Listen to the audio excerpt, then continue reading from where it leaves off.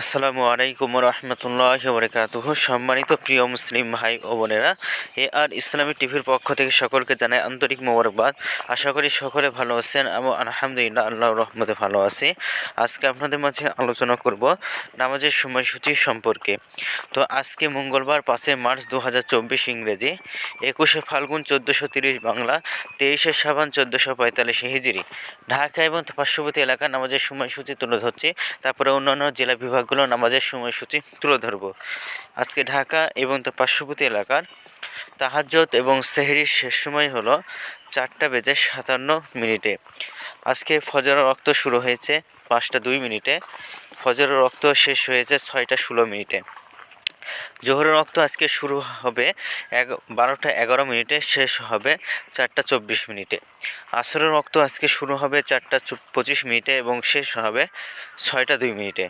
মাগরিবের ওয়াক্ত আজকে শুরু হবে 6:06, মাগরিবের ওয়াক্ত আজকে শেষ হবে 7:17। এশার ওয়াক্ত আজকে শুরু হবে 7:18 এবং এশার ওয়াক্ত আজকে শেষ হবে 4:57। আজকে সূর্যাস্ত যাবে 6:03 আর আজকে সূর্যোদয় হয়েছে 6:18। এগুলো ঢাকা এবং তার পার্শ্ববর্তী এলাকার নামাজের সময়সূচি। এখন আপনাদের মাঝে আলোচনা করব বিভাগীয় শহরের জন্য উল্লেখিত সময়ের সঙ্গে যেসব বিভাগের সময় আপনি যোগ বিয়োগ করবেন তা হলো এই। অর্থাৎ আপনি বিয়োগ করবেন চট্টগ্রামে 5 মিনিট এবং সিলেটে 6 মিনিট কম করবেন। ঢাকা এবং তার পার্শ্ববর্তী এলাকা যে নামাজের সময়সূচিটা রয়েছে সেখান থেকে চট্টগ্রামে 5 মিনিট এবং সিলেটে 6 মিনিট কম করে গণনা করবেন, তাহলেই হবে। যোগ করবেন খুলনাতে 3 মিনিট, রাজশাহীতে 7 মিনিট, রংপুর 8 মিনিট, বরিশালে 1 মিনিট বেশি করবেন। ঢাকা এবং তার পার্শ্ববর্তী এলাকা যে নামাজের সময়সূচিটা তুলে ধরলাম সেখানে খুলনাতে 3 মিনিট, রাজশাহীতে 7 মিনিট, রংপুর 8 মিনিট, বরিশালে 1 মিনিট বেশি করে গণনা করবেন, তাহলেই হবে। তো আজকের ভিডিওটা এই পর্যন্তই ছিল।